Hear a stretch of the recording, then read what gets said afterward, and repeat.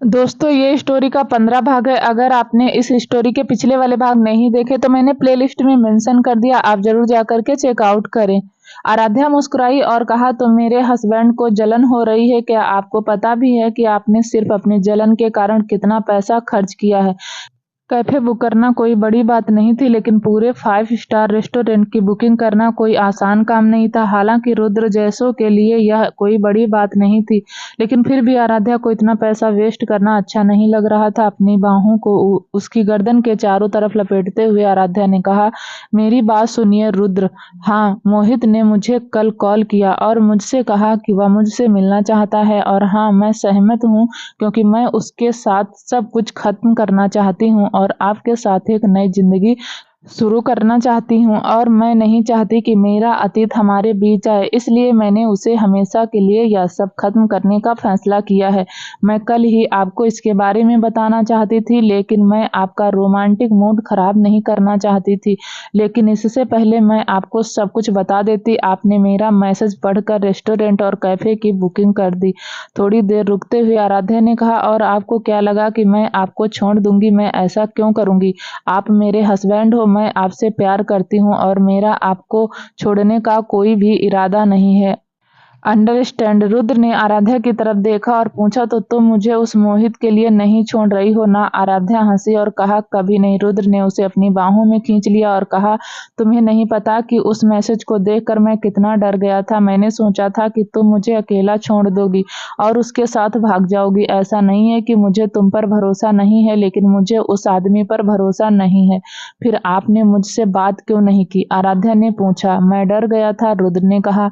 आराध्या ने आह भरी और कहा, कम्युनिकेशन एक रिश्ते के लिए बहुत जरूरी होता है, इसे हमेशा याद रखें। मैं आपको कभी भी नहीं छोड़ूंगी, और मैं अगर आपको छोड़ना भी चाहती हूँ तो क्या आप मुझे जाने देंगे? रुद्र ने सिर हिलाया और कहा, कभी नहीं। मैं तुम्हें ढूंढकर वापस अपने पास ले आऊंगा।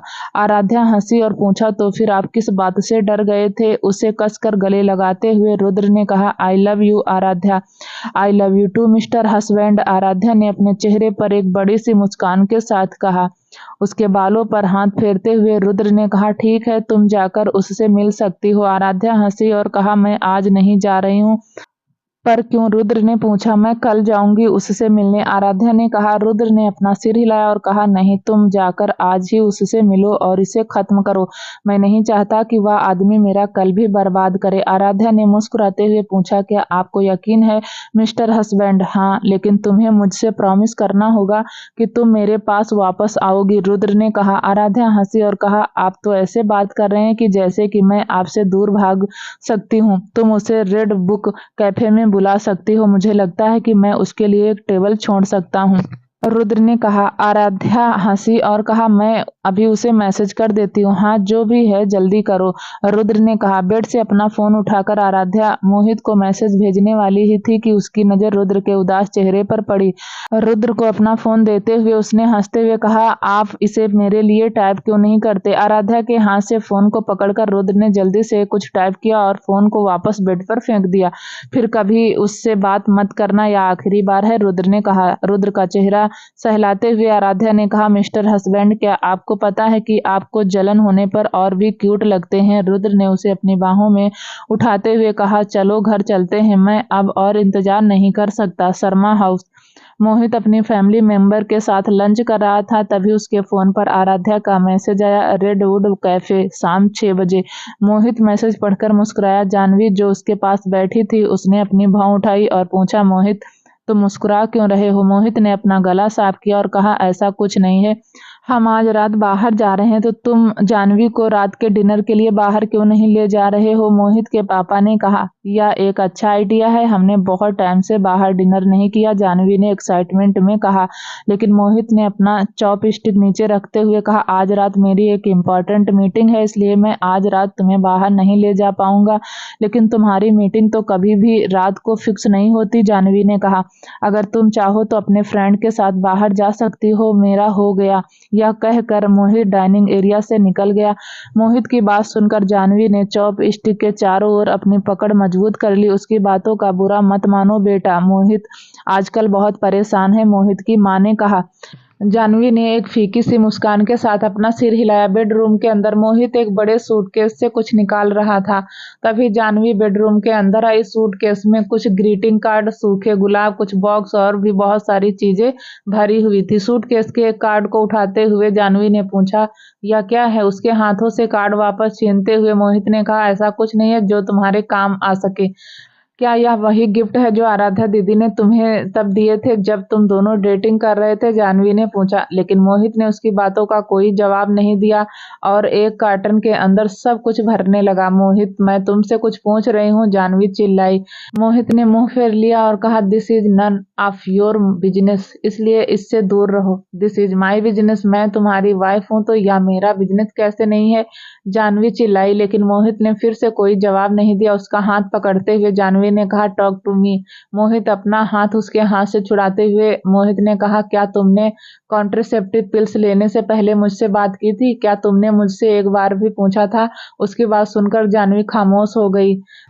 नहीं, तुमने नहीं पूछा। अगर तुम मेरे साथ बात किए बिना अपना डिसीजन ले सकती हो तो मैं भी वह कर सकता हूँ, मोहित ने कहा। बॉक्स को अपने साथ लेकर मोहित उदास जानवी को पीछे छोड़कर कमरे से बाहर निकल गया। सिंघानिया पैलेस। जब तक रुद्र और आराध्या सिंघानिया पैलेस पहुंचे तब तक लगभग शाम हो चुकी थी। अंदर जाने से पहले रुद्र ने आराध्या को अपनी बाहों में खींच लिया और कहा, क्यों ना हम किसी होटल या कहीं और जाएं और एक दूसरे के साथ कुछ अच्छा क्वालिटी टाइम स्पेंड करें। उसके बाद उसकी बात सुनकर आराध्या ने हंसते हुए पूछा, क्या कल का क्वालिटी टाइम आपके लिए काफी नहीं था?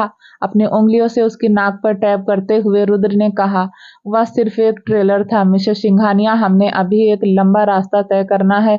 आराध्या ने अपना हाथ हटाते हुए कहा, बेशरम होना बंद कीजिए। हम कल रात घर नहीं लौटे, अगर हम आज भी नहीं लौटेंगे तो अच्छा नहीं लगेगा। चलो वापस अपने घर चलते हैं, रुद्र ने कहा। पैलेस के एंट्रेंस गेट की ओर इशारा करते हुए आराध्या ने कहा, यह हमारा घर है और मैं वापस नहीं जाना चाहती। मैं यहाँ बहुत कंफर्टेबल फील करती हूँ। माँ, दादी, अंशिका, अच्छी सब हैं यहाँ पर। मुझे अकेला अच्छा नहीं लगता और यहाँ पर मेरी पूरी फैमिली है तो मैं वहाँ पर क्यों जाऊँ? मैं नहीं जाऊंगी, रुद्र ने आह भरी और कहा। लेकिन अगर हम यहाँ रहेंगे तो मैं तुम्हारे साथ किचन या लिविंग एरिया या स्टडी रूम में रोमांस नहीं कर पाऊंगा। उसके सीने पर मारते हुए आराध्या ने कहा, बेशरम, फिर से वापस जाने के बारे में मत सोचना, हम यहीं रहेंगे, ठीक है? अगर आज रात तुमने मुझे कुछ भी करने से नहीं रोका तो मैं प्रॉमिस करता हूँ कि तुम जो भी कहोगी मैं तुम्हारी सारी बातें मान लूंगा, रुद्र ने कहा। बेशरम, आराध्या ने कहा। उसके गाल पर एक किस करते हुए रुद्र ने कहा, only for you baby. Rudra का हाथ पकड़कर आराध्या ने उसे अंदर खींच लिया। सिंघानिया पैलेस के अंदर साक्षी जी और अंशिका लिविंग रूम में चाय की चुस्की ले रहे थे, जबकि अच्छित हाथ में कुकी लिए उसके बगल में बैठा था। जब साक्षी जी की नजर रुद्र और आराध्या की तरफ गई तो वह मुस्कुराई और कहा, मैंने सोचा था कि तुम दोनों आज रात वापस नहीं आओगे। अपनी माँ के हाथ में से कुकी लेकर अच्छित आराध्या और रुद्र की तरफ दौड़ा। अपने प्यारे नन्हे हाथों को फैलाते हुए अच्छित ने कहा, ब्यूटीफुल आंटी, हग मी। अच्छित को उठाकर आराध्या मुस्कुराई और कहा, मिस्टर हैंडसम, आप तो मुझे पहले मामी कहकर बुलाते हैं, अब यह क्यों बुला रहे हो? मम्मा ने कहा, अच्छित मासूमियत से बोला। फिर आराध्या के गालों में एक निशान की ओर इशारा करते हुए अच्छित ने कहा, ब्यूटीफुल आंटी को चोट लग गई। रुद्र ने 2 बार लड़खड़ाते हुए कहा, नहीं, अच्छित आंटी को चोट नहीं आई, अच्छित आंटी को चोट नहीं आई। लेकिन अच्छित आराध्या की गोद से नीचे उतर गया। फिर आराध्या का हाथ पकड़कर साक्षी जी के पास ले गया और कहा, दादी, ब्यूटीफुल आंटी को चोट लग गई है, जल्दी हमें दवा लगानी होगी। अच्छित को अपनी ओर खींचते हुए साक्षी जी ने हंसे और कहा, अरे नहीं, या तुम्हारे अंकल ने की है तो तुम्हारे अंकल को दवा लगाने दो, ठीक है मॉम, रुद्र ने कहा। यह सुनकर आराध्या शर्म से पानी पानी हो गई। उसने अपना सिर नीचे किया और कहा, मुझे ऊपर जाना। भाभी, क्या आप कुछ खाना चाहती हो? अंशिका ने पूछा। साक्षी जी ने हंसते हुए कहा, अरे अंशिका, बेशक वह भूखी है, क्या तुम्हें अपने फर्स्ट नाइट के बाद भूख नहीं लगी थी? साक्षी जी के शब्द सुनकर अंशिका की सांसें लगभग रुक गई थी। वह जल्दी से उठी और कहा, मुझे लगता है कि मेरा फोन बज रहा है। यह कहने के बाद अंशिका और आराध्या दोनों कमरे की ओर दौड़ पड़ी। रुद्र ने अपनी मॉम के बोल्ड शब्दों पर आह भरी और अपनी वाइफ का पीछा करने ही वाला था कि साक्षी जी ने उसे यह कहते हुए रोक दिया, तो क्या मैं अब से 9 महीने बाद पोता पोती की उम्मीद कर सकती हूँ? रुद्र मुस्कुराया और कहा, क्या आप कुछ ज्यादा ही जल्दी में नहीं हैं? मुझे नहीं लगता आपको इतनी जल्दी एक पोता पोती मिलने वाला है। साक्षी जी ने मुंह फेर लिया और पूछा, क्यों? मैंने अभी ही आराध्या को अपनाया है, इसलिए मुझे यह उम्मीद ना करें कि मैं उसे किसी और के साथ शेयर करूंगा। रुद्र ने कहा, अगर तुमने मुझे जल्दी ही एक पोता या पोती नहीं दिया तो मैं भी तुम्हारे पापा के साथ मिस्टर मल्होत्रा की तरह एक लंबी वेकेशन पर चली जाऊंगी। साक्षी जी ने रुद्र को घूरते हुए कहा। सीढ़ियां चढ़ते हुए रुद्र ने हंसते हुए कहा, मुझे आप ब्लैकमेल नहीं कर सकती, मैं आपके लिए टिकट बुक कर देता हूँ। साक्षी जी ने अपने गाल थपथपाए और कहा, तुम्हें लगता है कि तुम जिससे इतनी आसानी से छुटकारा पा सकते हो? रुद्र, मैं तुम्हें रोज एक ही बात कहती हूँ, अपने छोटे भाई से कुछ सीखो। उसने मुझे पहले से ही इतना प्यारा पोता दिया है तो आप समर्थ को ही आपको एक पोता और या पोती देने के लिए क्यों नहीं कहती? रुद्र ने कहा। साक्षी जी ने अपनी आंखें सिकोड़ ली, फिर अक्षित को गोद में उठाकर वह चली गई। रुद्र ने अपनी मॉम का बिहेवियर देखकर मुस्कुराया और अपने कमरे की तरफ चला गया। जैसे ही रुद्र रूम के अंदर आया, एक उड़ते हुए पिलो से उसका वेलकम किया गया, लेकिन रुद्र ने किसी तरह उसे पकड़ लिया। तुम क्या? इससे पहले कि वह अपनी बात पूरी कर पाता और एक पिलो उसके चेहरे पर आ गिरा। यह सब आपकी गलती है, आराध्या चिल्लाई। दोनों पिलो को हाथ में लेकर रुद्र ने उन्हें बेड पर रख दिया और कहा, इसमें मेरी क्या गलती? आराध्या ने उसे घूरते हुए कहा। फिर किसकी गलती है? वह यह कितना एब्रेसिंग था। रुद्र ने हंसते हुए कहा, तो इसमें मेरी क्या गलती है? इसे तो तुमने ही स्टार्ट किया था, तो तुम मुझे क्यों ब्लेम कर रही हो? अपने हाथों से अपना चेहरा ढकते हुए आराध्या ने कहा, अब मैं मॉम का सामना कैसे करूंगी? उसे अपनी ओर खींचते हुए रुद्र ने कहा, मॉम ने कहा कि वह जल्द से जल्द एक पोता या पोती चाहती हैं, वरना वह भी सिद्धार्थ के मॉम डैड की तरह एक लॉन्ग वेकेशन पर चली जाएंगी। कुछ देर रुकते हुए रुद्र ने कहा, आराध्या, हम मम्मा और डैड को ऐसे जाने नहीं दे सकते, हमें कुछ करना होगा। लेकिन कैसे? आराध्या ने पूछा। रुद्र ने उसके सिर को थपथपाया और कहा, हमें उन्हें जल्दी से जल्दी एक पोता या पोती देना होगा और इसके लिए हमें बहुत ज्यादा मेहनत करनी पड़ेगी। इससे पहले कि आराध्या कुछ कह पाती, रुद्र ने उसे अपनी तरफ खींचते हुए उसकी गर्दन को किस करना शुरू कर दिया और कहा, चलो शुरू करते हैं। फिर धीरे धीरे वह आराध्या के लिप्स की तरफ बढ़ा और किस करने लगा कि तभी उसका फोन बज उठा। रुद्र ने अपना मुंह फेर लिया और इग्नोर कर दिया, लेकिन जब बहुत देर तक फोन बजना बंद नहीं हुआ, आराध्या ने उसे दूर धकेल दिया और कहा, उठा लीजिए, शायद कोई इम्पोर्टेंट बात हो। कॉल उठाते हुए रुद्र ने कहा, यह बेहतर होगा कि अगर कुछ बहुत ज्यादा इम्पोर्टेंट हो। बॉस, इट्स रवि, फिर से रॉकी ने कहा। रुद्र ने अपनी भौहें उठाई और कहा, ठीक है, मैं अभी वहां पर आता हूँ। ओके बॉस, रॉकी ने कहा। क्या तुमने सिद्धार्थ और सार्थक को कॉल किया? रुद्र ने पूछा। हाँ बॉस, रॉकी ने कहा। कबीर को सिंघानिया पैलेस भेज दो, मैं चाहता हूँ कि वह अपनी लेडी बॉस के साथ जाए। रुद्र ने कहा, ओके बॉस, रॉकी ने फोन काटने से पहले कहा। कॉल को कट करने के बाद रुद्र ने एक गहरी सांस ली। शुरू में वह आराध्या के साथ जाना चाहता था, लेकिन क्योंकि उसके पास बहुत इंपॉर्टेंट काम था तो रुद्र किसी ऐसे इंसान को आराध्या के साथ भेजना चाहता था जो उसके अनुपस्थिति में आराध्या को प्रोटेक्ट कर सके, और ऐसा सिर्फ कबीर ही कर सकता था। आराध्या ने उसे एक कपड़ों का सेट देते हुए कहा, जाने से पहले अपने कपड़े बदल लीजिए। उसके हाथों से कपड़े लेते हुए रुद्र ने कहा, हम रात में कंटिन्यू करेंगे। आराध्या रुद्र को घूरते हुए अपने वार्डरोब की ओर जाने लगी और अपने वार्डरोब से एक खूबसूरत ऑफ शोल्डर ड्रेस निकाल कर वह वॉशरूम की तरफ चली गई।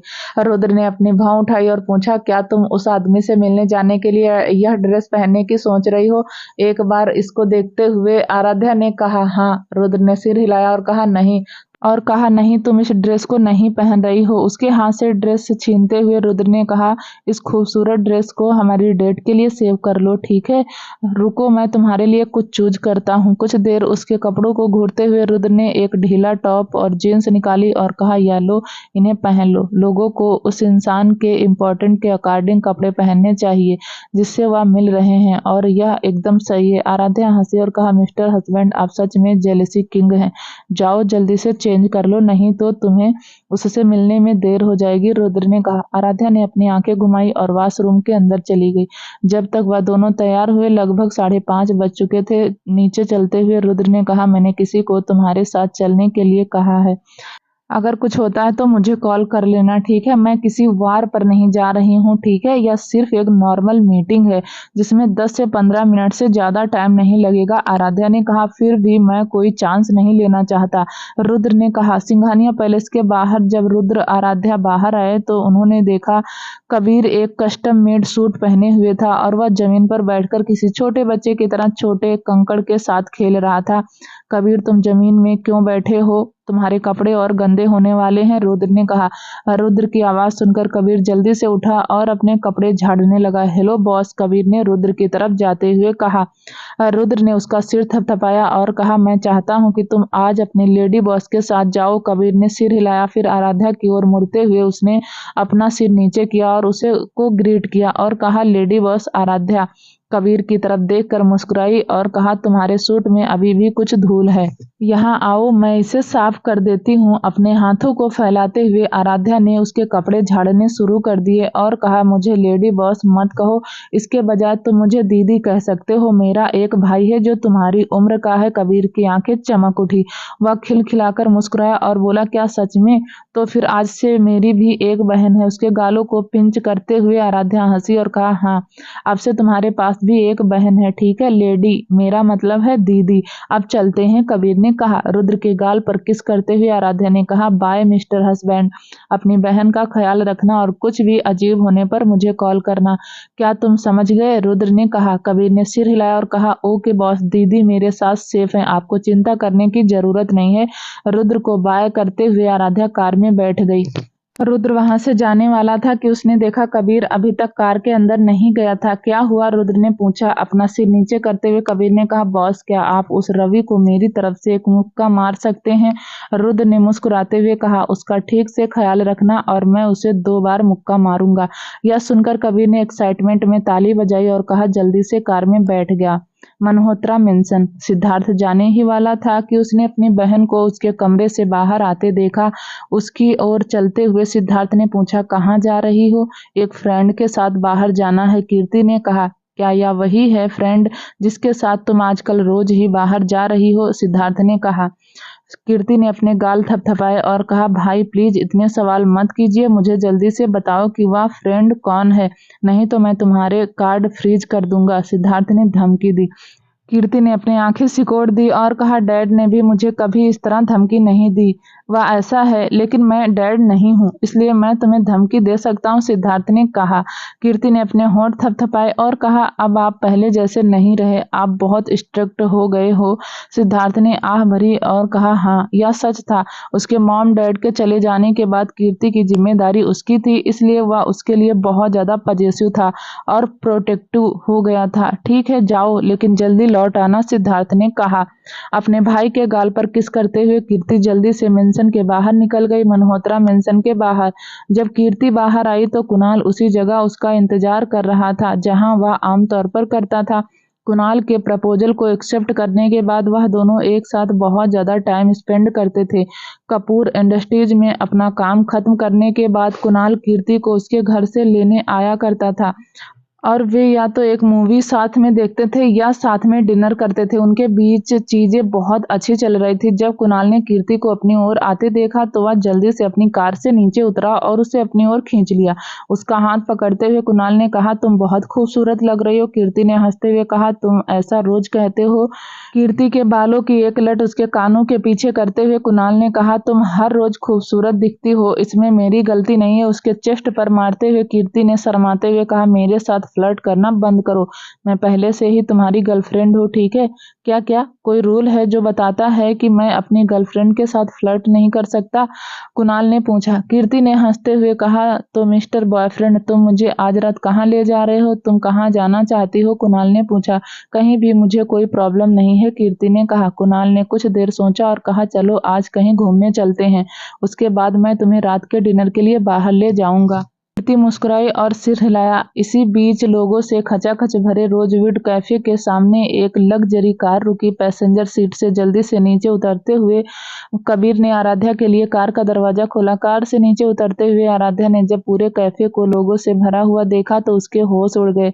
क्या रुद्र ने आज रात पूरा कैफे बुक नहीं किया था? आराध्या ने पूछा। रुद्र ने सिर हिलाया और कहा, हाँ किया है। तो फिर यह लोग? आराध्या ने पूछा। कबीर ने हंसते हुए कहा, अरे यह सब हमारे आदमी हैं, फिर उसने एक सुनहरे बालों वाले आदमी की ओर इशारा करते हुए उसने कहा, वह जॉन है। फिर एक दूसरे आदमी की तरफ इशारा करते हुए कहा, वह काले है और वह ठीक है, मैं समझ गई, आराध्या ने कहा। कैफे के अंदर घूमते हुए आराध्या बड़बड़ाई, mister Singhania and his tricks. Aaradhya यह जानती थी कि रुद्र उसे कभी भी मोहित से अकेले नहीं मिलने देगा। जब उसने उससे कहा कि कबीर उसके साथ जाएगा तो आराध्या उसका इरादा समझते हुए तुरंत मान गई, लेकिन कौन जानता था कि मिस्टर जेलस सिर्फ कबीर को उसके साथ भेजने से सेटिस्फाई नहीं होंगे। रुद्र ने सच में कैजुअल वियर में अपने आदमियों को पूरे कैफे में भर दिया। अगर उन्हें बाहर से देखा जाए तो कोई नहीं मानता कि वह एक गैंगस्टर है। कैफे के अंदर जैसे ही आराध्या अंदर आई तो मोहित एक कोने में टेबल पर बैठा था। उसने अपना हाथ उठाया। उसे किसी भी तरह रिएक्शन दिए बिना आराध्या उसकी तरफ गई और कहा, मुझे बताओ कि तुम क्या कहना चाहते हो और जल्दी करो। उसके लिए कुर्सी खींचते हुए मोहित ने कहा, पहले बैठो। अपने लिए एक कुर्सी निकालते हुए आराध्या ने उसे इग्नोर किया और कहा, मेरे पास मेरा हस्बैंड है जो मेरा वेट कर रहा है, तो प्लीज जल्दी करो। मोहित ने आह भरी उसे एक कार्टन देते हुए उसने कहा, या इससे पहले कि आराध्या वह बात छुपाती, एक हाथ ने उसे पकड़ लिया। अपना सिर उठाते हुए जब मोहित ने अपने सामने एक लड़के को देखा तो उसने मुंह फेर लिया और पूछा, तुम कौन हो? कबीर ने आह भरी और कहा, सच एक क्लीन मैन। क्या? मोहित ने पूछा। कबीर मुस्कुराया क्योंकि मोहित उसे नहीं पहचानता था। कबीर को यकीन हो गया था कि मोहित का अंडरवर्ल्ड से कोई रिलेशन नहीं, वरना कोई इंसान जो अंडरवर्ल्ड में शामिल है उसे पहचानने में कभी भी गलती नहीं करेगा। मेरी बड़ी बहन को छूने से पहले तुम्हें बॉस की परमिशन लेनी पड़ेगी, कबीर ने कहा। कबीर को देखकर मोहित ने मुंह फेर लिया और पूछा, तुम कौन हो? मैं वह हूँ जो आपकी सभी हड्डियों को एक सेकंड में तोड़ सकता हूँ, कबीर ने कहा। कबीर स्टॉप, आराध्या ने कहा। कबीर ने अपना सिर नीचे किया और कहा, लेकिन दी ठीक है, तुम बाहर जाकर मेरा वेट कर सकते हो, आराध्या ने कहा। मोहित को घूरते हुए कबीर ने कहा, मैं आपको अकेला नहीं छोड़ सकता। आराध्या ने हंसते हुए कहा, मैं ठीक हूँ, अगर कुछ होता है तो मैं तुम्हें कॉल करूंगी, ठीक है? कबीर ने सिर हिलाया और चला गया। मोहित की ओर मुड़ते हुए आराध्या ने कहा, अगर इतना ही कहना है तो मैं जाने वाली हूँ। आराध्या का हाथ पकड़ते हुए मोहित ने कहा, आराध्या वेट, हम थोड़ी देर बात करते हैं। उसके हाथों को थप्पड़ मारते हुए आराध्या ने कहा, मिस्टर शर्मा, मेरा सजेशन है कि आप अपने हाथों को अपने पास ही रखें। कैफे के चारों ओर स्कैन करते हुए आराध्या ने रुद्र के आदमियों को मोहित को घूरते हुए देखा, जैसे कोई शेर अपने शिकार को देखता है। वह जानती थी अगर उसने कोई गलत कदम उठाया तो मोहित की जान को भी खतरा हो सकता है। ऐसा नहीं है कि वह उसकी परवाह करती थी, लेकिन वह नहीं चाहती थी कि लोग मोहित को नुकसान पहुंचाने के लिए रुद्र को कोई ब्लेम करे। मैंने तब जो किया वह गलत था, मोहित ने कहा। आराध्या मुस्कुराई और पूछा, वाह, तो तुम गलत थे? मोहित ने सिर हिलाया और कहा, मैं तुमसे माफी मांगना चाहता हूँ। आराध्या ने मुस्कुराते हुए कहा, मिस्टर शर्मा का दिल बहुत बड़ा है, लेकिन मुझे तुम्हारी माफी में कोई इंटरेस्ट नहीं है। क्या तुम मुझे माफ नहीं कर सकती? मोहित ने कहा, मैंने तुम्हें बहुत पहले माफ कर दिया है। अगर तुम मुझे रिजेक्ट नहीं करते तो मैं कभी भी रुद्र से नहीं मिल पाती, इसलिए तुमने जो किया उसके लिए मैं तुम्हारा थैंकफुल हूँ, आराध्या ने कहा। उसकी बातें सुनकर मोहित को अपने दिल में चुभन महसूस हुई। क्या वह तुम्हें अच्छे से ट्रीट करता है? मोहित ने पूछा। आराध्या मुस्कुराई और कहा, हाँ। अपना हाथ मुट्ठी बनाते हुए मोहित ने पूछा, क्या तुम उसके साथ खुश हो? मैं अपनी पूरी जिंदगी में इतना कभी खुश नहीं रही जो मुझे रुद्र के साथ रहकर मिल रही, आराध्या ने कहा। मोहित ने मुंह फेर लिया और पूछा, do you love him? Aaradhya मुस्कुराई और कहा, yes I love you. Mohit ने हंसते हुए कहा, तुम झूठ बोल रही हो, तुम मुझसे झूठ नहीं बोल रही हो, तुम खुद से झूठ बोल रही हो, याद रखना। आराध्या ने अपनी भौं उठाई और पूछा, तुम्हारा क्या मतलब है? मोहित मुस्कुराया और कहा, तुम उससे प्यार नहीं करती, तुम सिर्फ उससे प्यार करने की एक्टिंग कर रही हो, क्योंकि तुम अब भी मुझसे प्यार करती हो। तुम मुझे वापस पाना चाहती हो, इसीलिए तुम सिर्फ मुझे दिखाना चाहती हो कि तुम मेरे बिना खुश हो, इसलिए तुम यह सब दिखावा कर रही हो, मोहित ने कहा। आराध्या को समझ नहीं आ रहा था कि वह मोहित की बात सुनकर हंसे या रोए। क्या आपने अपना दिमाग घर पर छोड़ दिया है मिस्टर शर्मा? आराध्या ने कहा। फिर हंसते हुए उसने कहा, और सबसे बड़ी बात, मैं रुद्र से प्यार करती हूँ या नहीं, this is none of your business. I really don't care what you think. All I care about is my husband and he know that I love him, और इसलिए मेरे मामले में अपनी टांग अड़ाना बंद करो। पास्ट में जो भी हुआ वह सब भूल जाओ। अब हम दोनों ही मैरिड हैं और मैं अपने हस्बैंड से प्यार करती हूँ और मुझे उम्मीद है कि तुम भी अपनी वाइफ से प्यार करते होगे। तुम्हारे पास एक दूसरे से मिलने की कोई वजह नहीं है, इसलिए please stay away from me. Aaradhya ने कहा, झूठ बोल रही हो? मोहित ने कहा। आराध्या ने आह भरी और कहा, पहली बात, मैं तुमसे प्यार नहीं करती और मुझे डाउट है कि मैं पहले भी तुमसे प्यार करती थी। यानी कि मुझे लगता है वह सिर्फ अट्रैक्शन है। क्यों? तुम्हें रुद्र के साथ जो फील करती हो वह मैंने कभी भी तुम्हारे साथ फील नहीं किया। थोड़ी देर के लिए रुकते हुए आराध्या ने कहा, मैंने खुद को क्लियर कर दिया है तो तुम अपनी इमेजिनरी की दुनिया से बाहर आ सकते हो। मोहित ने उसका हाथ पकड़ा और पूछा, क्या तुम सच में उससे प्यार करती हो? एक बार फिर अपना हाथ हटाते हुए आराध्या ने कहा, अपने हाथों को मुझसे दूर रखो मिस्टर शर्मा। उनके ठीक बगल में बैठा गोरा आदमी पहले ही अपना चाकू निकाल चुका था और मोहित की उंगलियां काटने के लिए पूरी तरह तैयार था। उसके बगल में बैठे दूसरे आदमी ने उसे यह कहते हुए रोक दिया, लापरवाही मत करो, चलो बॉस को कॉल करते हैं और उसे इसके बारे में बताते हैं। साथ ही वह एक आदमी तस्वीर ले रहा था, हमें बॉस को इन्फॉर्म करना होगा। गोरे आदमी ने सिर हिलाया। अपनी जेब से अपना फोन निकालकर उसने रुद्र का नंबर डायल किया और कहा, बॉस, बाहर एक आदमी है जो लेडी बॉस और उस आदमी की तस्वीरें खींच रहा है। हमें क्या करना चाहिए? क्या हम उसे मार डालें या फिर आपके पास ले आएं? गोरा आदमी ने पूछा। रहने दो, तुम्हारी लेडी बॉस कैसी है? रुद्र ने पूछा। वह सेफ है, गोरे आदमी ने कहा। क्या हुआ? आदमी कोई हरकत कर रहा है? रुद्र ने पूछा। वह पहले ही 2 बार लेडी बॉस को छू चुका है, गोरे आदमी ने अपने दांत पीसते हुए कहा। अगर उसने एक बार फिर से टच किया तो उसकी उंगलियां काट देना, रुद्र ने कॉल कट करने से पहले कहा।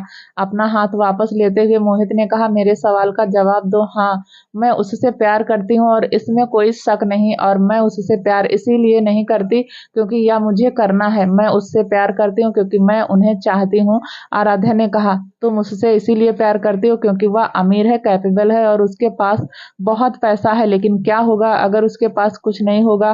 क्या तुम तब भी उससे प्यार करोगी? मोहित ने पूछा। आराध्या मुस्कुराई और कहा, जैसा कि तुमने खुद अभी कहा कि मेरा हस्बैंड एक कैपेबल इंसान है। वह आज जो कुछ भी है वह सब उनकी कड़ी मेहनत के कारण है। वह इतनी बड़ी कंपनी खुद चला रहे हैं, यह साबित करता है कि वह कितने कैपेबल हैं। अगर कोई व्यक्ति कड़ी मेहनत करता है तो पैसा आसानी से कमाया जा सकता, और मेरा हस्बैंड कड़ी मेहनत करना जानते हैं। भले ही एक दिन उनके पास कुछ भी ना बचा हो, मुझे यकीन है कि उनकी अपनी मेहनत के कारण सब कुछ वापस मिल जाएगा। वह तुम्हारे जैसे नहीं है जिसको अपनी कंपनी के लिए दूसरी कंपनी पर डिपेंड करना पड़ता है। मोहित उसकी बात सुनकर जम गया। मुझे उम्मीद है तुम्हारी सारी मिसअंडरस्टैंडिंग दूर हो गई है, इसलिए मुझे चलना चाहिए। इतना कहकर आराध्या अपनी सीट से उठ गई। अपने बालों को एक वन में बांधते हुए उसने कर्टन उठाया और कहा, गुड बाय, और मैं उम्मीद करती हूँ कि हम दोनों को कभी ना मिलना पड़े। इतना कहकर वह जाने के लिए मुड़ी। मोहित उसका पीछा करना चाहता था, लेकिन जब उसने उसकी गर्दन पर उन निशानों को देखा तो वह ठिठक गया। वह जानता था कि वह क्या थे। अपने हाथों की मुट्ठी में बांधकर उसने अपने गुस्से को कंट्रोल करने की कोशिश की। वह पहले से ही एक ऐसे आदमी के साथ सोना शुरू कर चुकी थी जो अभी भी एक अजनबी था। जब उसने 3 साल तक डेटिंग करने के बाद भी उसे छूने की इजाजत नहीं दी। मोहित हंसा और उसकी गर्दन की ओर इशारा करते हुए कहा, यही कारण है कि तुम उसे छोड़ना नहीं चाहती। क्या वह बेड पर इतना अच्छा है? आराध्या ने अपनी भौहें उठाई और सोचा, यह आदमी सच में बहुत डिस्गस्टिंग है। उस पर मुस्कुराते हुए आराध्या ने कहा, yes, he is amazing in bed and उनका स्टेमिना भी बहुत अच्छा है। मोहित ने मुस्कुराते हुए कहा, तुम ऐसा इसलिए कह रही हो क्योंकि वह एक ऐसा इंसान है जिसके साथ तुमने यह किया। तुम्हें एक बार मेरे साथ यह ट्राई करना चाहिए, उसके बाद हम देखेंगे कि तुम तब भी अपने हस्बैंड के बारे में ऐसा ही बोलती हो या नहीं। मेरा हस्बैंड मेरे लिए काफ़ी है, उसका एक सिंपल टच भी मुझे पागल बना देता है और वह मुझे सेटिस्फाई कर सकता है। इसलिए मैंने अपने एक्स को कॉल करके उसे अपने साथ सोने के ऑफर नहीं किया। मुझे लगता है मेरी छोटी बहन तुम्हारे लिए काफ़ी नहीं है। जब वह पैदा हुई थी तब वह बहुत हेल्दी नहीं थी और बहुत बीमार रहती थी, इसलिए मुझे लगता है उसका स्टेमिना उतना अच्छा नहीं है। तुम एक काम करो, उसे ग्रीन वेजिटेबल खिलाओ ताकि उसका स्टेमिना बढ़ सके, आराध्या ने कहा। यह कहने के बाद आराध्या वहां से चली गई। रुद्र के आदमियों ने आराध्या के अभी अभी कही गई हर बात सुनी थी। वह अपनी हंसी को कंट्रोल करने के लिए अपने होंठ काट रहे थे। Lady boss is amazing. हमें या बॉस को बताना है क्या? तुमने इसे रिकॉर्ड किया? दूसरे आदमी ने पूछा। हाँ मैंने किया, गोरे आदमी ने कहा। जैसे ही आराध्या बाहर आई उसने उसका कार्टन को डस्टबिन में फेंक दिया। उसके पास अब इन चीजों को रखने का कोई मतलब नहीं है। कबीर उसकी ओर दौड़ते हुए आया और पूछा, दी क्या आप ठीक हो? आराध्या ने अपना सिर हिलाया और कहा, मैं ठीक हूँ। कबीर ने सिर से पांव तक उसका स्कैन किया, यह कंफर्म करने के बाद कि सब कुछ ठीक है। उसने राहत की सांस ली। आराध्या ने कबीर के चपत लगाते हुए कहा, मैं ठीक ठीक हूँ, चलो चलते हैं, मैं तुम्हें एक आइसक्रीम खिलाती हूँ। अंडरवर्ल्ड वेस के अंदर तीन हैंडसम नौजवान सोफे पर बैठकर ड्रिंक कर रहे थे। मैंने तुमसे कहा था कि यह एक ट्रिप है, सिद्धार्थ ने कहा। सार्थक ने हंसते हुए कहा, क्या तुम्हें नहीं लगता कि विशाल दिन ब दिन और ज्यादा सिली होता जा रहा है? सिद्धार्थ ने सिर हिलाया। उसे अपने तौर तरीकों में एक सुधार करने की जरूरत है। गिलास से एक सिप लेते हुए रुद्र ने कहा। उसने अपने प्लान पर काम करना शुरू कर दिया है। सिद्धार्थ ने आह भरी और कहा, हम क्या कर सकते हैं? उसे वह करने दो जो वह करना चाहता है, रुद्र ने कहा। सार्थक ने अपने होठों को गोल किया और पूछा, क्या हम उसे अपना जहर नहीं खिला रहे हैं? रुद्र ने मुस्कुराते हुए कहा, अभी नहीं, वह हमारे खिलाफ मोहित का इस्तेमाल कर रहा है। सिद्धार्थ हंसने लगा और कहा, मुझे लगता है कि वह सोच रहा है आराध्या अभी भी मोहित से प्यार करती है। रुद्र के कंधे को थपथपाते हुए सार्थक ने हंसते हुए कहा, मिस्टर जेलस हस्बैंड, कल जब आपको बहुत सारी फोटोज मिलेंगी तो ज्यादा गुस्सा मत होना। सिद्धार्थ ने अपनी भौहें उठाई और कहा, अगर उसने कुछ फोटोग्राफ्स तस्वीरें भी ली होंगी तो मुझे हैरानी नहीं होगी। सार्थक ने हंसते हुए पूछा, तो तुम रुद्र हमें ट्रीट कब दे रहे हो? रुद्र ने भौं चढ़ाते हुए पूछा, क्यों, किस वजह से मुझे तुम्हें ट्रीट देना चाहिए? सार्थक ने हंसते हुए कहा, 26 साल के स्ट्रगल के बाद द ग्रेट रुद्र सिंघानिया ने आखिरकार कल रात अपनी वर्जिनिटी को खो दिया। सिद्धार्थ ने हैरानी में अपनी आंखें चौड़ी की और पूछा, क्या यह कब हुआ? सार्थक मुस्कुराया और कहा, कल रात को। लेकिन तुम्हें इस बारे में कैसे पता? सिद्धार्थ ने पूछा। सार्थक ने हंसते हुए कहा, क्या, क्योंकि मैं वही हूँ जिसने इसके लव मेकिंग स्टेशन को अप्रूवल दी थी। रुद्र ने अपनी आंखें सिकोड़ ली और कहा, शट अप अनग्रेसफुल, अगर मैंने उसे अप्रूवल नहीं दिया होता तो जो कल हुआ है वह कभी नहीं होता। सार्थक ने कहा। सिद्धार्थ ने मुस्कुराते हुए कहा, कांग्रेचुलेशन ब्रो, अब तुम वर्जिन के लिस्ट से बाहर हो गए हो। रुद्र का कंधा थपथपाते हुए सार्थक ने कहा, welcome to the new world bro. Rudra ने मुस्कुराते हुए कहा, तो सिद्धार्थ तुम कब हमारे साथ ज्वाइन करने का प्लान कर रहे हो? सिद्धार्थ ने आह भरी और कहा, जल्द ही नहीं। सार्थक ने हंसते हुए कहा, बेचारा मिस्टर मल्होत्रा, इतनी जल्दी उसकी गर्लफ्रेंड उसे यह परमिशन नहीं देगी। तुम्हारे बारे में क्या? सार्थक, तुमने लास्ट टाइम कब किसी लड़की को छुआ था? हमारे ग्रुप में अपनी वर्जिनिटी खोने वाली तुम पहले इंसान हो। लेकिन रुद्र ने कहा। रुद्र को रोकते हुए सार्थक ने कहा, चलो उस बारे में बात नहीं करते। सिद्धार्थ ने आह भरी और कहा, तुम कब तक इस चीज को इग्नोर करने की सोच रहे हो? उस चीज को लगभग 7 साल हो गए।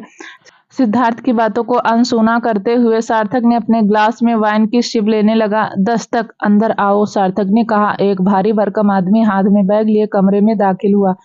सर, यह कंसाइनमेंट है, आदमी ने कहा। इसे टेबल पर रख दो, देखो क्या है, रुद्र ने कहा। भारी आदमी ने सिर हिलाया। बैग को टेबल पर रखकर उसने जिप खोली और बैग का सामान निकालने लगा। खुल जाने के बाद वह आदमी मुड़ा और चला गया। बकवास, सार्थक ने कहा। खाली टेबल पर कुकीन के 40 पैकेट, मरजाना के 45 पैकेट, छोटे पैकेट और मॉर्फिन के लगभग 25 ट्यूब से ढकी हुई थी। उन्होंने इसे फिर से शुरू किया? सिद्धार्थ ने पूछा। रुद्र ने सिर हिलाया और कहा, लग तो ऐसा ही रहा है। सार्थक ने टेबल की तरफ देखते हुए कहा, इस कंसाइनमेंट की कीमत लाखों में है, आगे क्या? सिद्धार्थ ने पूछा। पहले इसे अंदर बुला लेते हैं, रुद्र ने कहा। कुछ देर बाद रॉकी एक आदमी के साथ कमरे में दाखिल हुआ। उस आदमी की नीली आंखें और हल्के भूरे बाल थे और चेहरे की एक बहुत ही अलग विशेषता थी। वह सोफे पर बैठा तीनों के इक्वली हैंडसम दिख रहे थे। तुम लोगों ने सच में कर लिया, वाह। और अब तुम सब, उस आदमी ने टेबल की ओर इशारा करते हुए कहा। रॉकी, उसे बैठने के लिए एक कुर्सी दे दो, सार्थक ने कहा। थैंक्स सार्थक ब्रो, आदमी ने कहा। सार्थक ने आंखें मूंद ली और कहा, मैं तुम्हारा ब्रो नहीं हूँ। फर्श पर घुटना टेक कर उस आदमी ने कंसाइनमेंट को छुआ और मुस्कुराते हुए कहा, मैंने बहुत दिनों से इन खूबसूरत चीजों को नहीं देखा। रॉबिन, बिहेव योरसेल्फ, रुद्र ने कहा। रॉबिन ने अपनी भौहें सिकोड़ दी और कहा, रुद्र, पर यह अच्छा नहीं है। तुमने मुझे पिछली बार ड्रग्स की तस्करी बंद करने की धमकी दी थी और अब तुम खुद बिजनेस कर रहे हो। रुद्र ब्रो, तुम बताओ। शट अप, रुद्र ने कहा। सिद्धार्थ ने अपनी आंखें सिकोड़ दी और कहा, रात दिन पिछली बार जब हम तुम्हें यहाँ पर लाए थे तो हमने साफ साफ बताया था कि हमारे इलाके में तुम ड्रग्स की स्मगलिंग नहीं करोगे। रॉबिन ने सिर हिलाया और कहा, हाँ, मुझे याद है कि तुमने अपने बचपन के दोस्त के साथ कैसा बिहेव किया था। क्या बचपन का दोस्त? सार्थक फुसफुसाया। उठकर रॉबिन ने अपना हाथ बढ़ाया और कहा, क्या सार्थक, दोस्त बुरे नहीं हैं, हम किंडरगार्टन के दोस्त हैं। सार्थक ने मुंह फेर लिया और कहा, हम दोस्त नहीं हैं। रॉबिन ने अपने होठों को गोल किया और कहा, हैं। अब यह मत कहो कि तुम्हें मेरा यह हैंडसम चेहरा अब तक याद नहीं आया। रुद्र ने टेबल पर अपना हाथ पटका और पूछा, तुमने फिर से ड्रग्स की स्मगलिंग क्यों शुरू कर दी? रॉबिन ने सिर हिलाया और कहा, नहीं नहीं रुद्र ब्रो, तुम इस तरह से इस हैंडसम लड़के पर इल्जाम नहीं लगा सकते हो। यह कंसाइनमेंट तुम्हारे एक आदमी के पास से जब्त कर ली गई है। सिद्धार्थ ने कहा। रॉबिन ने अपनी आंखें सिकोड़ ली और पूछा, मेरा आदमी? सार्थक ने सिर हिलाया और कहा, हाँ। रॉबिन ने कुछ देर का सोचा और कहा, मैं इनोसेंट हूँ, कोई मेरे हैंडसम इमेज को खराब कर रहा है। रॉबिन के सर पर मारते हुए रुद्र ने कहा, तुम हमसे झूठ बोलने का प्रयास कर रहे हो, तुम अच्छी तरह से जानते हो। ओह इट हर्ट, रॉबिन ने कहा। सिद्धार्थ रॉबिन के पास गया और उसे पिंच किया। ओह तुम लोग रुको, रॉबिन दर्द से कराह उठा। सार्थक मुस्कुराया और कहा, हमें सच बताओ और हम तुम्हें जाने देंगे। रॉबिन ने मुंह फेर लिया और कहा, क्या सच बताऊं? मैंने सच में ड्रग्स की स्मगलिंग बंद कर दी है, मैं अब उस बिजनेस का हिस्सा नहीं हूँ।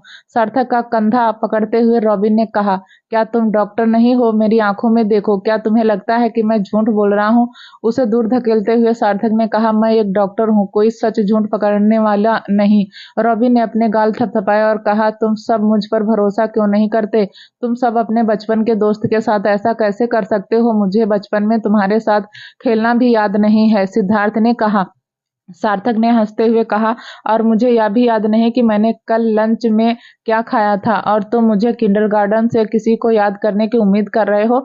उन दोनों को नजरअंदाज करते हुए रॉबिन ने रुद्र की ओर मुड़ते हुए कहा, मैं झूठ नहीं बोल रहा हूँ, मैंने ड्रग्स की स्मगलिंग बंद कर दी है। इस कंसाइनमेंट के लिए मुझे 2 दिन दो, मैं पता लगा लूंगा कि इसके पीछे कौन है। कुछ देर उसे घूरते हुए रुद्र ने कहा, 2 दिन अगर तुम अपनी बेगुनाही साबित कर सकते हो तो मैं तुम्हें जाने दूंगा, नहीं तो मैं तुम्हें कबीर को सौंप दूंगा। यह नाम सुनकर रॉबिन ने सदमे में अपनी आंखें चौड़ी कर ली। वह अपनी रीढ़ के नीचे की ओर कपकपी महसूस कर सकता था। रॉबिन ने दोनों हाथ जोड़कर विनती की, नहीं उसे नहीं, प्लीज रुद्र ब्रो, तुम मुझे लात मार सकते हो, जितनी बार चाहे घूंसा मार सकते हो, लेकिन उस पागल लड़के को मेरे पास मत आने दो, वह एक साइको है। रॉबिन ने कहा, ऐसे व्यक्ति से सभी डरते हैं, वह भी अंडरवर्ल्ड का हिस्सा था, लेकिन उसके काम रुद्र की तरह साफ सुथरे नहीं थे। उसका नाम कई के लीगल बिजनेस में था और ड्रग्स की स्मगलिंग उनमें से एक थी। पिछले साल जब रुद्र के लोगों ने लगभग करोड़ों रुपए की कंसाइनमेंट के साथ रात दिन की गैंग को पकड़ा था और साथ में रॉबिन को रुद्र ने पकड़ लिया था। रॉबिन के जब रुद्र के अंदर वर्ल्ड बेस में रहने के दौरान कबीर ने ही उसकी देखभाल की थी। रॉबिन के साथ रिलेशन को ध्यान में रखते हुए रुद्र ने उसे कबीर के पास रखने की चेतावनी दी। रुद्र के आर्डर को मानते हुए कबीर ने बस कभी कभी रॉबिन के बॉडी की स्किन को छील दिया। रॉबिन 2 दिनों तक अपने पास रखकर रुद्र ने उसे चेतावनी देकर जाने दिया। उसने उसे यह कहते हुए चेतावनी दी कि अगर रॉबिन फिर कभी ड्रग्स की स्मगलिंग करते हुए पकड़ा गया तो कबीर उसे मौत के घाट उतार देगा। तुम्हारी किस्मत अच्छी है कि वह आज यहाँ नहीं है, सार्थक ने कहा। रॉबिन ने राहत की सांस ली और कहा, तुम्हें अपने पास एक ऐसे साइको को रखने की क्या जरूरत है? उसने मुझे पिछली बार लगभग मार डाला था। उस इंसिडेंट के बाद 1 महीने तक मैं किसी लड़की के पास तक नहीं जा सका। सिद्धार्थ ने मुंह फेर लिया और पूछा, क्यों?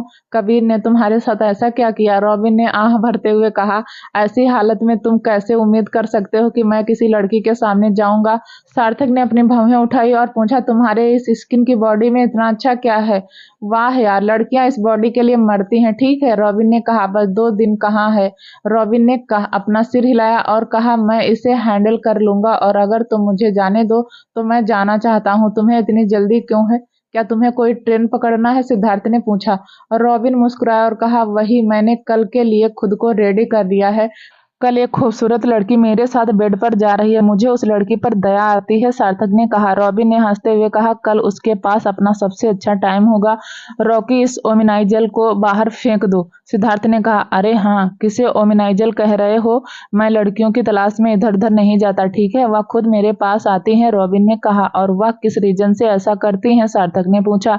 रॉबिन ने सिर हिलाया और कहा, ठीक है, उनके अपने रीजन है, जैसे कल आने वाली लड़की चाहती है कि मैं आज रात उसके पति का पता लगाऊं और उसे उसका ठिकाना बता दूं। सिद्धार्थ ने अपनी भौं उठाई और पूछा, और अगर तुम ऐसा करोगे तो वह तुम्हारे साथ सोने वाली है? रॉबिन ने हंसते हुए कहा, हाँ, औरतें बेवकूफ हैं। जैसे देखो वो अपने हस्बैंड को क्यों ढूंढना चाहती है।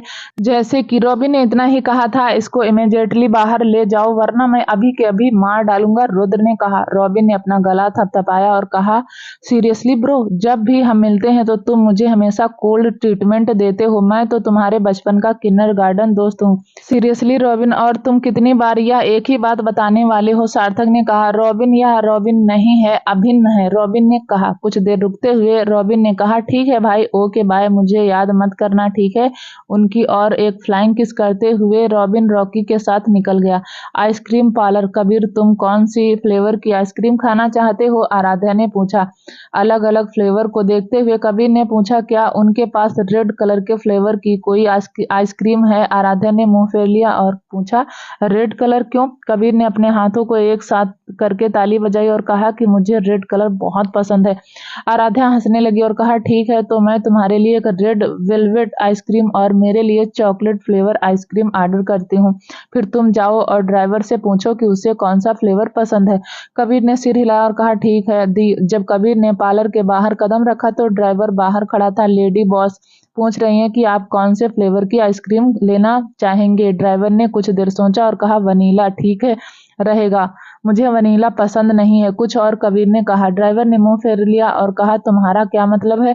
तुम्हें यह पसंद नहीं है? मैं वह हूँ जो इसे खाएगा, इसलिए इसमें कुछ ऐसा है जो मुझे पसंद है। कबीर ने अपनी आंखें खोली और कुछ कहने ही वाला था कि उसने किसी की चीख सुनी। ड्राइवर और कबीर ने उस तरफ मुड़कर देखा तो कुछ लड़के एक लड़की को परेशान कर रहे हैं। कबीर मुस्कुराते हुए कहा, तुम अंदर जाओ और लेडी बॉस को बाहर लाओ।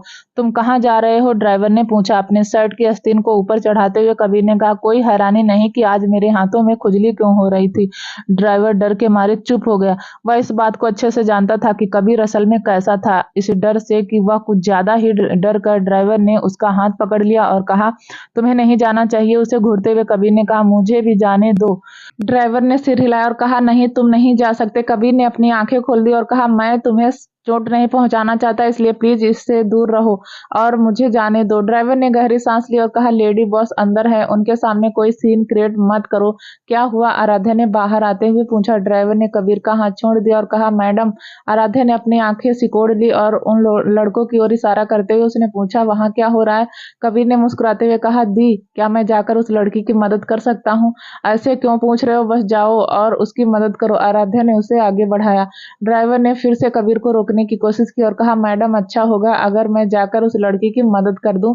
अगर आप कबीर को भेज देंगी तो इससे पहले कि वह अपनी बात पूरी कर पाता, कबीर ने उसका हाथ झटक दिया और भीड़ की ओर भागा।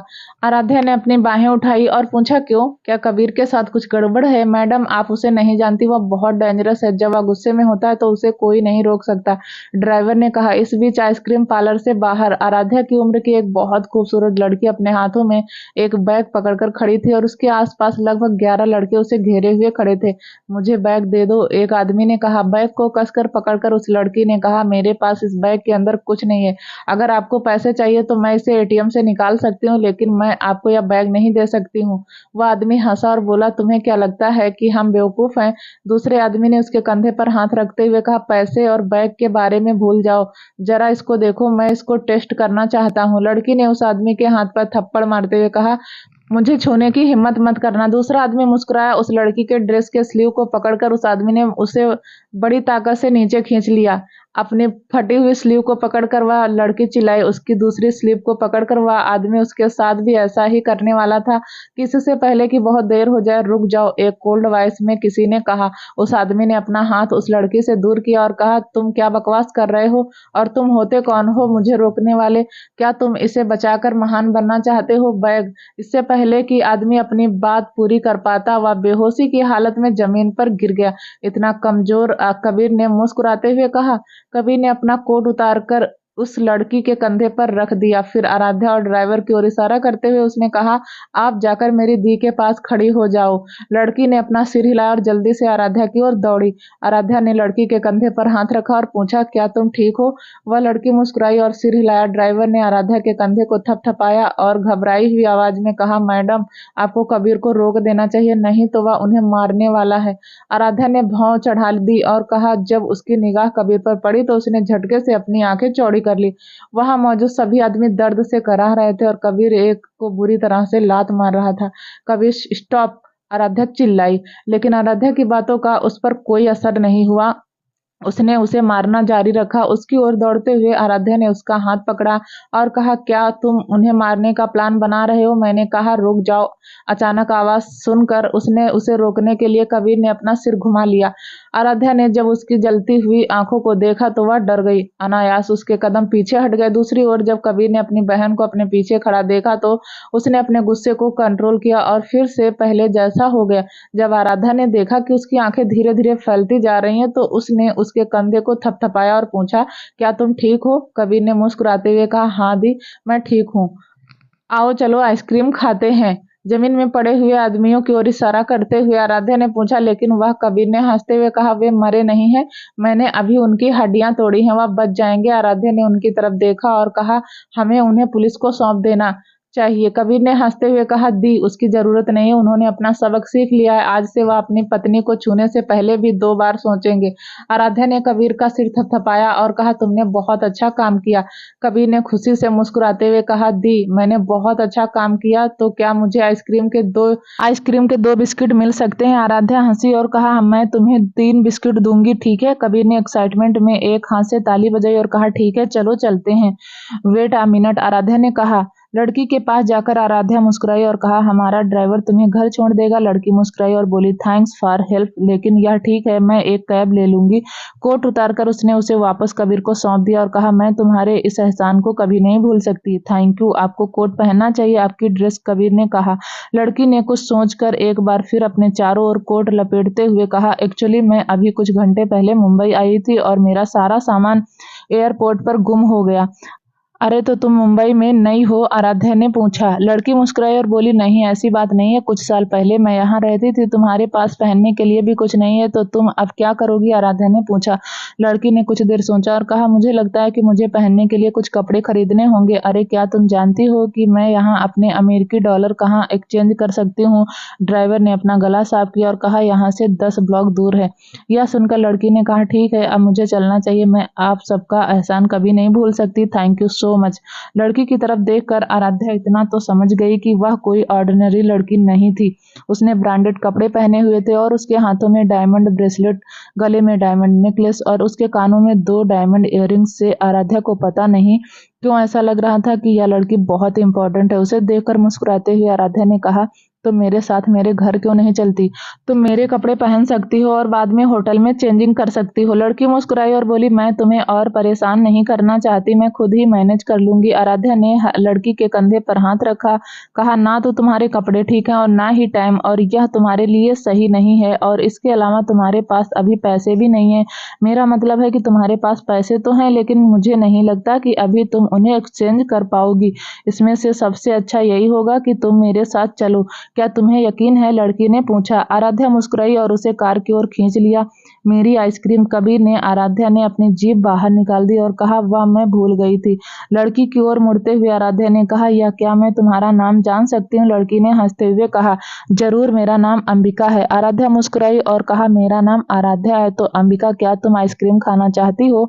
अंबिका मुस्कुराई और बोली, हाँ जरूर। आराध्या ने सिर हिलाया और कहा, तुम दोनों यहीं रहो, ठीक है, और कबीर और मैं सबके लिए आइसक्रीम लाएंगे। ड्राइवर की ओर मुड़ते हुए कहा। आराध्या ने पूछा, आपको कौन सा फ्लेवर चाहिए? इससे पहले कि ड्राइवर कुछ कह पाता, कबीर चिल्लाया और कहा, उसे भी मेरी तरह रेड कलर का आइसक्रीम चाहिए। ड्राइवर ने चौंक कर अपनी आंखें चौड़ी कर ली। मैंने ऐसा कब कहा? ठीक है, अब बात हो गई थी, चलो चलते हैं। कबीर ने कहा। अंबिका, तुम कौन सा फ्लेवर लेना चाहती हो? आराध्या ने पूछा। अंबिका मुस्कुराई और बोली, ब्लूबेरी। ठीक है, थोड़ी देर रुको। आराध्या कबीर के साथ बाहर से जाते हुए बोली, पार्क। कुणाल और कीर्ति पार्क में हाथ में हाथ डाले टहल रहे थे। चलो कुछ देर बैठते हैं, कुणाल ने कहा। कीर्ति ने सिर हिलाया। उसे एक बेंच की ओर खींचकर कुणाल ने अपना रुमाल निकाला और पहले बेंच को पूछा। उसे ऐसा करता देख कीर्ति ने हंसते हुए कहा, तुम ऐसा क्यों कर रहे हो? कुणाल मुस्कुराया और कहा, क्या मैं यही चाहता हूँ कि तुम मेरी गर्लफ्रेंड किसी गंदी चीज पर बैठे? ठीक है, देखो तुम्हारा बॉयफ्रेंड कितना अच्छा है। अपने दोनों हाथों से कुणाल के गालों को खींचते हुए कीर्ति मुस्कुराई और कहा, हाँ हाँ, मेरा बॉयफ्रेंड सबसे अच्छा है। कुणाल ने हंसते हुए कहा, और तुम दुनिया की सबसे अच्छी गर्लफ्रेंड हो। अपना हाथ उसकी बाहों में लपेटते हुए कीर्ति ने अपना सिर उसके कंधे पर टिका दिया। कुणाल ने आह भरी और कहा, मैं कल एक बिजनेस ट्रिप के लिए बाहर जा रहा हूँ। कीर्ति ने सिर उठाकर पूछा, कितने दिन के लिए? कीर्ति के बालों में हाथ डालते हुए कुणाल ने कहा, मैं इस बारे में कंफर्म नहीं हूँ। इसमें एक भी दिन लग सकता है और एक मंथ भी लग सकता है। कीर्ति ने एक गहरी सांस ली और सिर हिलाया। ठीक है। अपने दोनों हाथों से अपना चेहरा ढकते हुए कुणाल ने कहा, मुझे पता है कि कीर्ति, हमें डेटिंग शुरू किए हुए अभी 1 महीना हुआ है, लेकिन मैं तुमसे बहुत प्यार करता हूँ। तुम अब मेरी जिंदगी का एक इम्पोर्टेंट हिस्सा हो और मैं तुम्हारे बिना अपनी जिंदगी के बारे में सोच भी नहीं सकता। कुछ देर रुकते हुए कुणाल ने आगे कहा, जब मैं अपने फ्यूचर के बारे में सोचता हूँ और तुम्हें अपनी वाइफ के रूप में देखता हूँ, मैं अपनी पूरी जिंदगी तुम्हारे साथ जीना चाहता हूँ। तुम्हें वह सब देना चाहता हूँ जो तुम चाहती हो। मैं तुम्हें एक प्यारी सी खिली सी मुस्कान देना चाहता हूँ। कीर्ति के माथे पर किस करते हुए कुणाल ने कहा, मैं कड़ी मेहनत कर रहा हूँ। मैं अपने पापा का इकलौता बेटा हूँ, इसलिए सारी जिम्मेदारी मेरे कंधों पर है। मेरे डैड मुझे जल्द से जल्द हमारी कंपनी का सीईओ बनाना चाहते हैं, लेकिन बोर्ड ऑफ डायरेक्टर चाहते हैं कि मैं पहले खुद को साबित करूं जो सही है। मैं इतने महीनों से कड़ी मेहनत कर रहा हूं और आखिरकार मुझे खुद को साबित करने का सही मौका मिला है। अगर मैं इस डील को क्रैक कर लेता हूं तो कोई मेरी काबिलियत पर सवाल नहीं उठाएगा। मेरे डैड की भी उम्र हो रही है। मैं उन्हें अपनी सारी रिस्पॉन्सिबिलिटी से फ्री करना चाहता हूँ। मैं चाहता हूँ कि वह एक पीसफुल लाइफ जिए। उन्होंने मेरी बहनों और मेरे लिए सच में बहुत मेहनत की है। मैं चाहता हूँ कि वह अब अपनी लाइफ को एंजॉय करे। जमीन पर अपने घुटनों के बल बैठते हुए कुणाल ने कहा, मैं यह सब हमारे लिए कर रहा हूँ, हम फ्यूचर के लिए। मैं अब तुम्हारे और अपनी फैमिली के लिए खुद को एक काबिल इंसान बनाना चाहता हूँ। तो मिस कीर्ति, क्या आप मेरे वापस आने तक मेरा इंतजार करेंगी? यह सब सुनकर कीर्ति की आंखों से आंसू बहने लगे। कुणाल का चेहरा सहलाते हुए कीर्ति ने कहा, बेवकूफ, ओवेसिली मैं तुम्हारा वेट करूंगी, चाहे 1 महीना हो या 1 साल, मैं तुम्हारा वेट करूंगी। जमीन से उठकर कुणाल एक बेंच पर बैठ गया। कीर्ति को अपनी ओर खींचे हुए कुणाल ने उसकी आंखों को किस किया और उसके आंसू पोंछते हुए कुणाल ने उसके दोनों गालों पर किस किया। फिर वह उसके होठों की ओर बढ़ने लगा। अपनी घबराहट को कम करने के लिए कीर्ति ने अपनी आंखें बंद कर ली। जब उनके होंठ सिर्फ 1 या 2 इंच दूर थे, तब कुणाल ने अपना लिप्स पीछे खींच लिया। उसके सर पर किस करते हुए कुणाल ने कहा, मैं तुम्हें कल एक स्पेशल डेट के लिए बाहर ले जाना चाहता हूँ। कीर्ति ने अपनी आंखें खोली। कुणाल की तरफ देखकर मुस्कुराते हुए कीर्ति ने कहा, उस डेट में ऐसा क्या स्पेशल होने वाला है? यह देखने के लिए तो वेट करना पड़ेगा, कुणाल ने कहा। अपने हाथों को कुणाल के हाथों से जोड़ते हुए कीर्ति ने कहा, तो मुझे जहां भी ले जाओगे मैं वहां पर ही जाऊंगी। आइसक्रीम पार्लर के बाहर लगभग 5 से 6 मिनट के बाद आराध्या और कबीर आइसक्रीम लेकर बाहर आए। अंबिका को ब्लूबेरी आइसक्रीम देते हुए आराध्या मुस्कुराई और कहा, एंजॉय योर आइसक्रीम। दूसरी रेड वेलवेट आइसक्रीम ड्राइवर को देते हुए कबीर ने कहा, खाओ। उसके हाथ से आइसक्रीम लेने से पहले ड्राइवर ने उस पर अपनी पकड़ कस दी। ड्राइवर ने उस पर अपनी नजरें घुमाई। कबीर ने अपनी बाहें उठाई और पूछा, तुम क्या खाना नहीं चाहते हो? अगर तुम खाना नहीं चाहते हो तो मुझे दे दो। आराध्या ने कबीर के हाथ पर थप्पड़ मारा और कहा, तुम्हारे पास पहले से ही 3 आइसक्रीम है। कबीर खिलखिलाकर हंस पड़ा और आइसक्रीम खाने लगा। अंबिका हंस पड़ी और बोली, तुम्हारी नाक। कबीर ने मुंह फेर लिया और पूछा, कैसी नाक? अंबिका मुस्कुराई और बोली, तुम्हारी नाक पर आइसक्रीम लगी है। अपने बैग से एक टिश्यू निकालकर अंबिका ने कबीर की नाक पोंछी और कहा, अब तुम ठीक लग रहे हो। उसे एक और टिश्यू देते हुए अंबिका ने कहा, इसे रख लो, मुझे लगता है कि तुम्हें इसकी जरूरत होगी। कबीर ने मुस्कुराते हुए कहा, thank you miss Ambika. Ambika मुस्कुराई और बोली, तो मुझे दीदी कह सकते हो। कबीर ने मुस्कुराते हुए कहा, अब मेरी 2 बड़ी बहनें हैं। क्या होगा आगे जाने के लिए प्लीज दोस्तों चैनल को लाइक शेयर सब्सक्राइब जरूर करें, ताकि जब भी वीडियो डाले आपको नोटिफिकेशन तुरंत मिले। तब तक के लिए नमस्कार, धन्यवाद।